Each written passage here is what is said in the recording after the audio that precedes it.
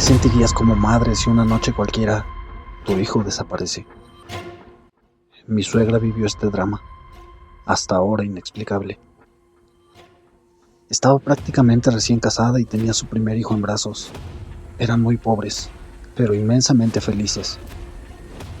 Mi suegro trabajaba de gallo a grillo en el campo, trabajando sus tierras y tratando de sacar el sustento para su familia recién iniciada. La noche que pasó lo que a continuación relato, mi suegra se encontraba sola en su humilde casita, solo acompañada de su bebé. Mi suegro había salido al bar del pueblo a tomar unas cervezas y a relajar un poco el cuerpo. Era viernes, y toda la semana trabajaba sin descanso, por lo que junto a sus amigos se encontraba en el pequeño bar del pueblo. Mi suegra, mientras tanto, lo esperaba paciente en casa. Eran otras costumbres, y nadie se quejaba del proceder de ellos. Siempre lo esperaba despierta, aunque quisiera, no podía dormir hasta que él regresaba. Su casita se encontraba sobre las faldas de un cerro, alejada del pueblo. Ella se había acostumbrado a los ruidos nocturnos, el ulular de los búhos, el cantar de los grillos, el croar de las ranas que descansaban sobre un río que corría muy cerca de su casa y de donde mi suegro tomaba el agua para los cultivos. En fin, esa noche, de manera inexplicable, un sueño profundo la venció. Sin saber cómo ni cuándo, se quedó dormida. Despertó de madrugada con el ruido que hizo su esposo al llegar. Sobresaltada y confundida por el tan pesado sueño, se levantó de golpe buscando a su bebé entre las cobijas. Las revolvía y las revolvía con desesperación, hasta que el peor temor de toda madre se hizo realidad. Su bebé no estaba. Su bebé había desaparecido. Apenas pronunció estas palabras, a su esposo se le cortó la borrachera y corrió a la pequeña cama donde se suponía estaría su bebé, solo para darse cuenta con dolor que era verdad. Su hijo no estaba. Salieron desesperados a pedir ayuda. A gritos llamaban a su hijo, esperando encontrarlo por el camino. Pero todo era inútil, además de imposible. Era un bebé. No sabía hablar y mucho menos caminar. Alguien lo había sacado de la casa. Alguien se lo había llevado. En pocos minutos estaban rodeados de vecinos dispuestos a ayudar. Recorrieron con antorchas los cultivos de los alrededores, los caminos poco transitados y los transitados también. Preguntaron en todas las casas. Nada. El pequeño no aparecía. Era una noche muy fría. Mi suegra se dio cuenta que solo faltaba una sabanita muy ligera. Seguramente lo habían enredado en ella para llevárselo sin hacer el menor ruido. Pasaban las horas y no había señales de la criatura. Mi suegra lloraba desconsolada. A mi suegro se le partía el corazón de verla sufrir de ese modo. Como podía, intentaba darle ánimos. Poco a poco los vecinos se fueron. Habían hecho todo lo posible por ayudar, pero todo esfuerzo había sido inútil. Al quedarse solos, comenzaron a pensar quién y cómo podría haberse llevado a su hijo. Todos los vecinos de alrededor los conocían de años. No tenían enemigos. ¿Quién podría querer causarles tanto daño? En lo más oscuro de la noche, y ellos con el corazón herido por tanto dolor, entre los ruidos nocturnos comenzaron a escuchar el llanto de un bebé. Mi suegra agudizó el oído, intentando localizar de dónde exactamente provenía el sonido. Era tan débil que apenas se alcanzaba a escuchar. Salieron los dos de la casa y el sonido se hizo más claro. Comenzaron a caminar en dirección de donde se escuchaba el llanto. En unos segundos ya iban hacia arriba del cerro, y el sonido más y más fuerte cada vez. Los últimos metros los subieron corriendo, y al llegar a la cima del cerro, ahí estaba su pequeño, envuelto en su cobijita, llorando de hambre y de frío, sobre el suelo húmedo y completamente a la intemperie. Sin aliento, mi suegra lo tomó entre sus brazos y lo cobijó con su chal. Mi suegro los abrazó a ambos y los dos lloraron de felicidad. Bajaron del cerro con el pequeño en brazos y con miles de preguntas rondando su cabeza. Ninguno de los dos se atrevía a decir lo que pensaba. Al llegar a casa, mi suegra desvistió al bebé para quitarle la ropita mojada. Ahí fue cuando se dio cuenta de algo por demás extraño. En la espalda del pequeño había 2 marcas. Eran marcas como de garras de ave que aún sangraban. Se las mostró a su marido y ambos solo se miraron a los ojos. Ya estaban comprendiendo lo que pasaba. Antes de este hecho, ellos no creían en nada de lo que les contaban de pequeños sus abuelos y sus padres. Pero después de esto, ya no pudieron negarlo. A su hijo se lo habían llevado las brujas, y sin saber por qué, se los habían regresado. Ahora ese niño tiene ya más de 50 años, y han contado tantas veces su historia que no sabemos qué parte es realidad y cuál es fantasía. Lo único cierto es que en su espalda tiene 2 grandes cicatrices que han crecido con él. Cicatrices en forma de garra de ave.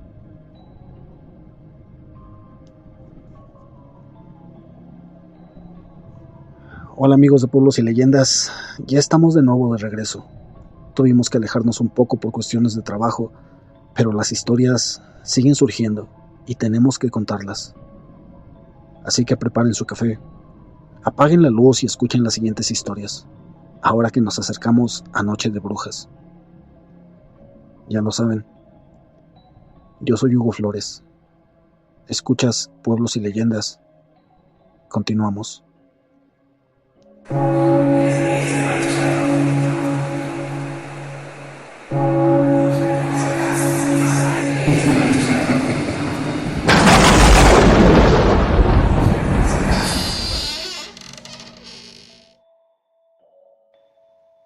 Hola Hugo. Sé de una leyenda que hay por donde vivo, por donde suelo pasar. Un almacén que ahora es un restaurante. Cerca del Parque Bicentenario suelen haber avistamientos de brujas, rituales, sonidos en los sótanos, un pentagrama, hecho con lo que se especula es sangre. Mi historia me la contó un empleado del lugar. Le pregunté acerca de las mismas para saber si había algo. Se los cuento tal como él me lo dijo a mí. Era de noche, en mi turno nocturno, casualmente 31 de octubre. El ambiente se sentía extraño, como si fuera un presagio de algo malo, de que algo malo iba a pasar. Yo limpiaba mesas, guardaba condimentos, cosas que hace un mesero de poco sueldo. Ya estaba a punto de irme. El establecimiento ya estaba totalmente vacío. Solo yo, los guardias que estaban afuera y gatos peleándose por el lugar. Sus ojos verdes brillando entre los lugares oscuros. Eran miles desde mi perspectiva, aunque mi preocupación era llegar a casa, cuidar a mi perro y dormir. Pero escuché un sonido metálico detrás de mí. Había una puerta que antes se utilizaba para la entrada de los empleados de la antigua fábrica. Era una fábrica textil, demasiado grande. Solo que esa puerta se cierra con candado. Dirige a un almacén con recursos, pero de ahí lleva a los pisos altos. El edificio estaba deteriorado, derrumbado, sin piso, pero las escaleras seguían intactas. Evidentemente pensar en una película de terror es lo último al estar en una situación así. Pensé que yo olvidé cerrar esa puerta. Me acerqué, pero encontré el candado y las cadenas en el piso, destruidas. Un ladrón de seguro, o un vagabundo con una fuerza extraordinaria. Entré. Vi latas abiertas, tiradas y ese tipo de cosas, pero no había evidencia del ladrón. Hasta que un olor fétido de arriba me llegó al olfato. Podrido. Sinceramente no quería subir para saber cuál era el origen de ese olor. Pero mi trabajo era asegurarme que todo estuviera bien antes de irme. Perdería el trabajo. En serio, necesitaba ese poco dinero. Así que subí las escaleras. No había nada. Subí uno tras otro los pisos, hasta el techo. El lugar era muy alto. Estaba a una altura peligrosa en un lugar peligroso. Un paso en falso y el dinero de mi funeral se descontaría de mis próximos 5 pagos. Saqué mi linterna de teléfono y empecé a alumbrar alrededor. El olor estaba más fuerte. Llegué a un punto del techo donde se veían los carros. Una hermosa vista. Terminé de buscar lo que fuera que estuviera buscando. El plan era llegar en la mañana y buscar con más luz. Volteé y vi a la primera bruja. Lo que sería su forma simple. Una bola de fuego formando el símbolo de infinito, con el rastro de fuego que dejaba. Iluminaba algo. Estaba en el edificio de enfrente. Había 3 edificios que formaban el almacén o la fábrica. Estaba en el edificio principal. El de enfrente es donde estaba esa bola de fuego. El tercero está a la derecha de ambos. Lo que iluminaba parecía algo circular. Miré más de cerca. Me acerqué al borde para ver mejor. Parecía algo extraño, pero mis ojos lo vieron mejor. Era un nido, como de pájaro, hecho de algo como madera, pero algo extraño, negro. El olor podrido venía de ahí. Un olor tan potente. Tendría que ser algo muy fétido como cadáveres. El miedo me hizo bajar las escaleras corriendo. Me caí en un momento, pero el momento era tan malo para caer. Me levanté y seguí corriendo. Cerré la puerta como pude con prisa. Tomé mis cosas y salí. Asustado. Me despedí de los guardias. Me vieron extraño. Me preguntaron cosas aunque no escuché nada. Y corrí. Al día siguiente volví en mi turno matutino. El segundo en llegar, afortunadamente, una compañera me acompañó en esa mañana. Le conté lo de la noche anterior. Resultó que yo no estaba loco. Me contó las cosas que ella había visto. No tenía ganas de comprobar especulaciones mías. No sé, y no me gustaría saber si aún hay algo allá arriba. Te recomiendo no meterte a trabajar aquí después de la preparatoria. Esa fue la historia que me contó mi amigo. Las leyendas que hay sobre las brujas ahí sobresalen por los avistamientos de los trabajadores, e incluso por clientes en turnos especiales de noche. Por motivos, no puedo mencionar el nombre del restaurante. No hay pruebas del nido que vio el trabajador, así que no hay mucho que se podría enseñar. Esa fue una de las historias que hay sobre brujas ahí. Hay más leyendas, pero no sé alguna más interesante que esta. Gracias por leer y buen día, buena tarde o buenas noches.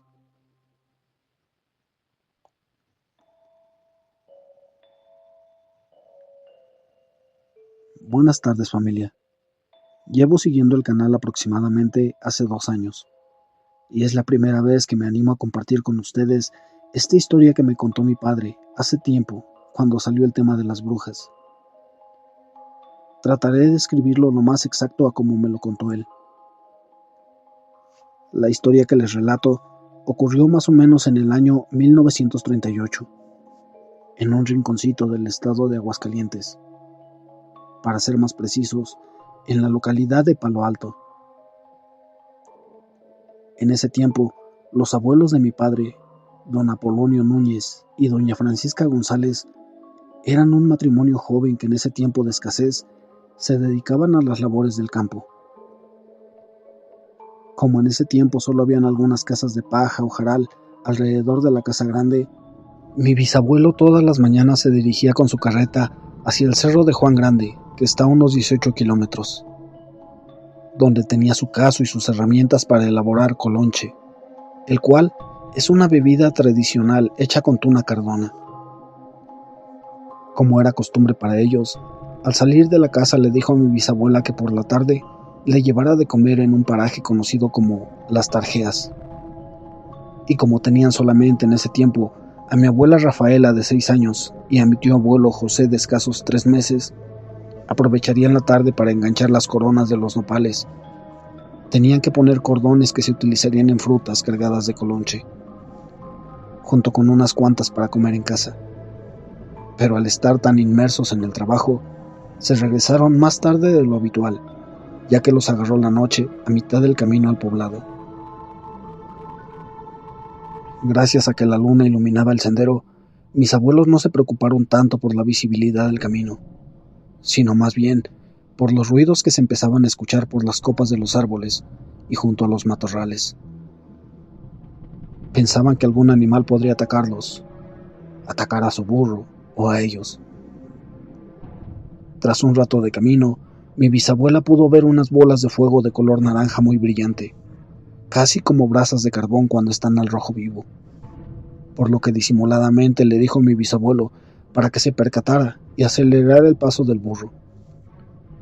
Pero como esas cosas se estaban acercando cada vez más, el animal comenzó a comportarse como si quisiera ir por otro lado, por lo que mi bisabuelo optó por bajarse de la carreta e ir guiando al animal más de cerca para evitar que se saliera del camino.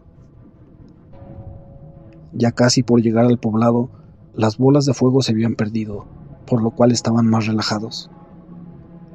Nada más les faltaba pasar el llamado Arroyo de las Maravillas, pero al subir el vado natural que formaba el mismo arroyo, fueron detenidos por 2 mujeres de aspecto desaliñado y con ropas rasgadas. Al verlas más de cerca, se percataron que llevaban rebozos anchos, los cuales les ocultaban un poco sus caras, maltratadas por el paso de los años, además de unas miradas cansadas, de un negro profundo. La más delgada de ellas se acercó a mi bisabuelo saludándolo y explicándole que iban en una procesión, pero que por sus edades avanzadas se habían quedado atrás y por la oscuridad de la noche se perdieron. Pero para él eso no tenía mucho sentido, ya que aún faltaba mucho para las fiestas patronales de noviembre. Mientras eso pasaba, la otra mujer de aspecto más robusto pero pequeña se escabulló por detrás de la carreta, acercándose a mi abuela que tenía a mi tío abuelo en brazos y a mi abuela a un costado. Con una voz rasposa le dijo a mi bisabuela: «Enséñame a tu bebé». Mi bisabuela, al percatarse de ella, esconde a mi abuela atrás con cautela, y para que mi bisabuelo se diera cuenta de que la otra persona estaba cerca de ellos, le pidió que repitiera la pregunta. La señora, un poco más molesta por esta acción, se destapa el costado de su cara, lo suficiente para poder ver su boca, la cual resaltaba lo maltratado de su piel y su escasa dentadura de solo un diente amarillo, un poco puntiagudo. Y agarrando un poco de aire, repitió la misma oración. «Enséñame a tu bebé». Mi bisabuela, al no saber qué decir para evitar que ella lo viera, sin soltar todo el rebozo que estaba amarrado de ella, le destapa un poco su pequeño rostro, enseñándolo y tapándolo rápidamente con la mentira de que le haría daño el viento de la noche. Lo que mi bisabuela no se esperaba era de que la mujer soltó una carcajada que les erizó la piel.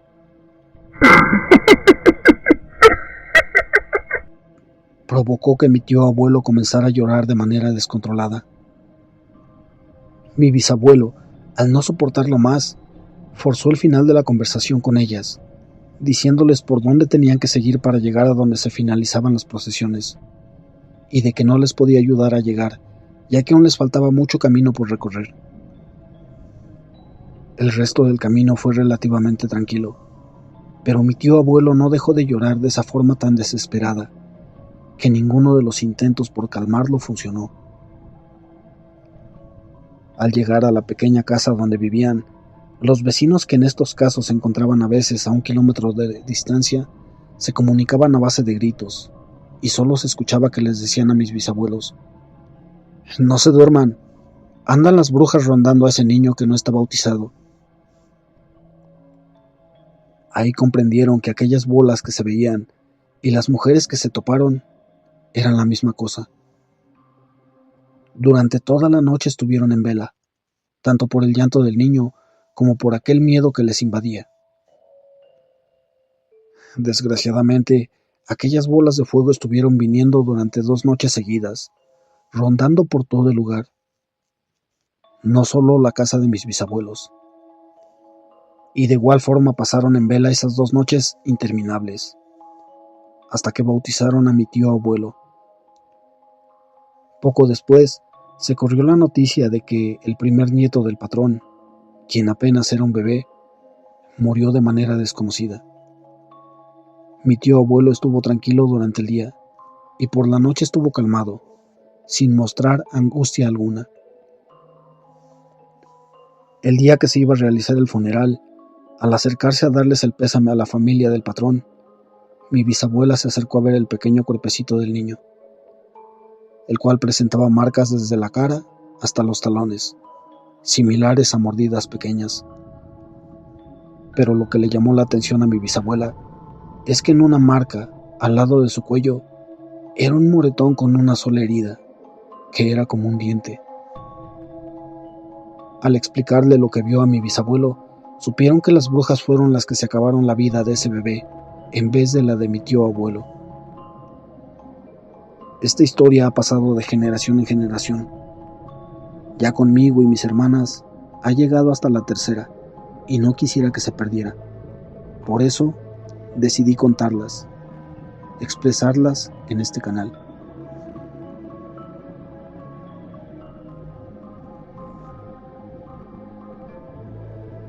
Hola, ¿qué tal, familia? Buenos días, tardes o noches, sea cual sea la hora en la que me escuchen. Estoy muy contenta por pertenecer a esta grandiosa comunidad, ya que aquí siempre hay mucho respeto hacia estos temas, que no con cualquiera se pueden hablar. Bien, les vengo a platicar de la vez que se me pegó un muerto. Sí, suena raro y horroroso, pero así pasó. Soy muy sensible a ciertas cosas.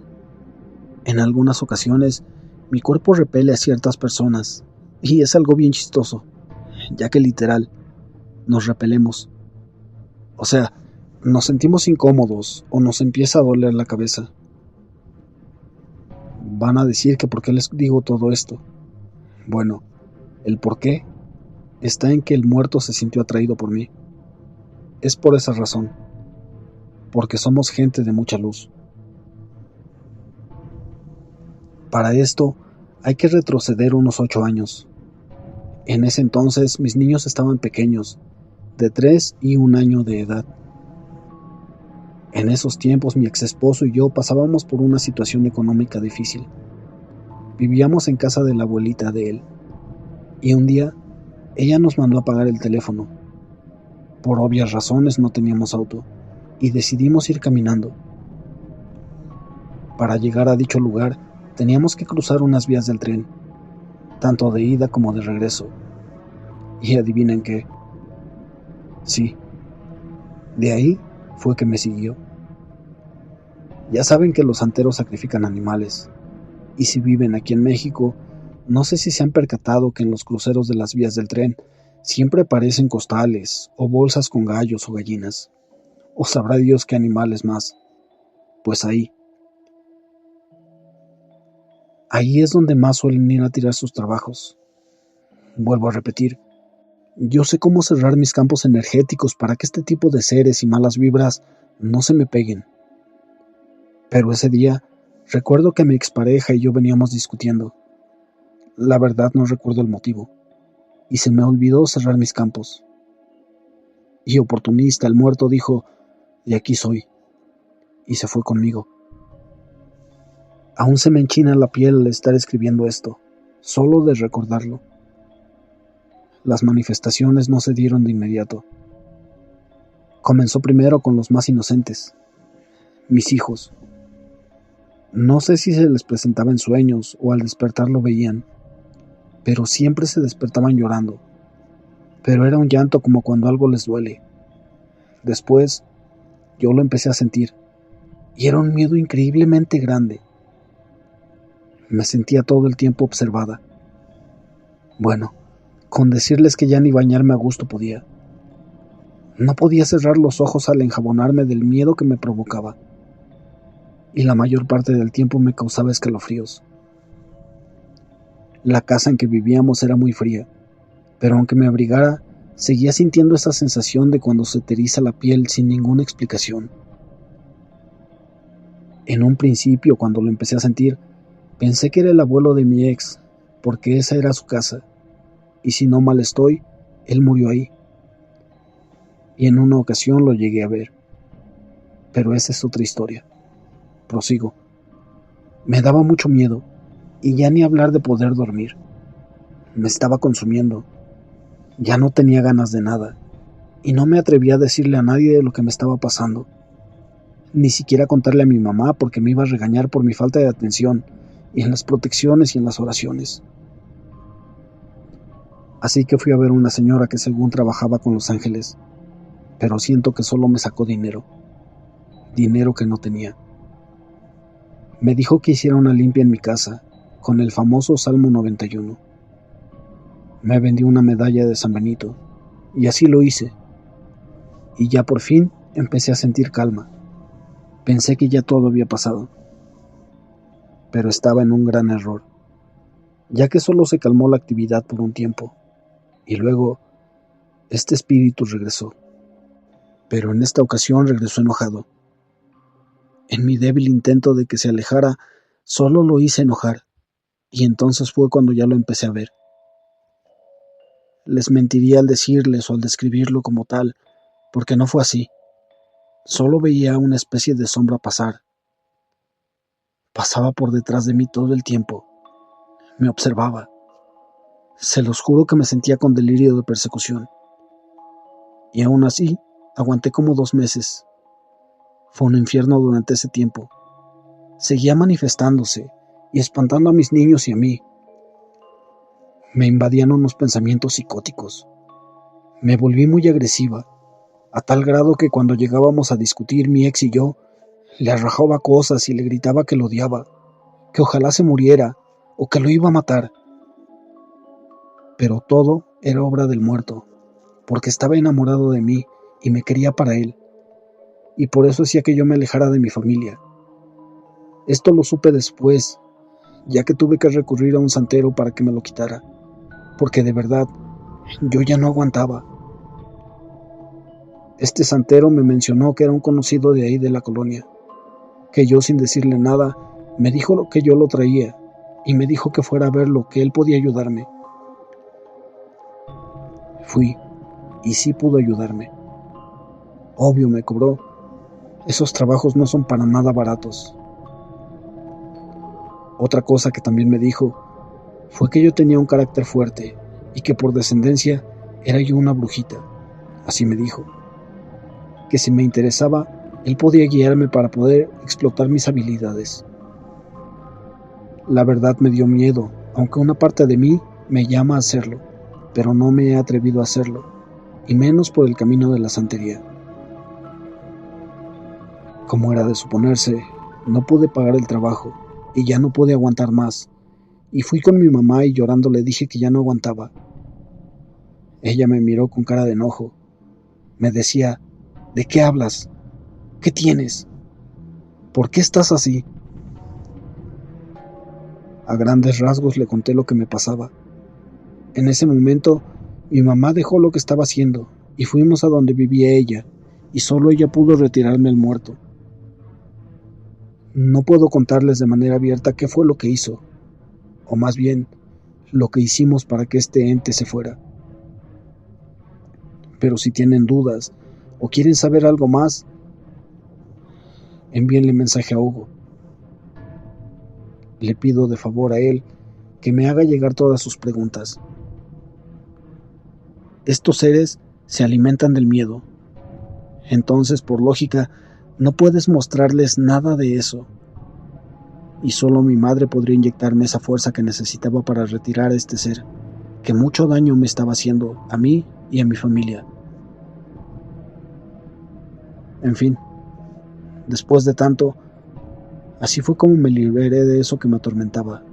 y ahora cada que cruzo las vías de algún tren, me cierro en automático para que nada se me vuelva a pegar, porque de verdad es horrible. Bien, me despido, familia, y si has llegado hasta el final de esta historia, solo me queda agradecerte por tu paciencia. Espero que les haya gustado, ya que también soy fanática de todo lo paranormal. Muchas gracias y hasta pronto. Luego regresaré con más historias, ya que me encanta escribirles. Hasta pronto.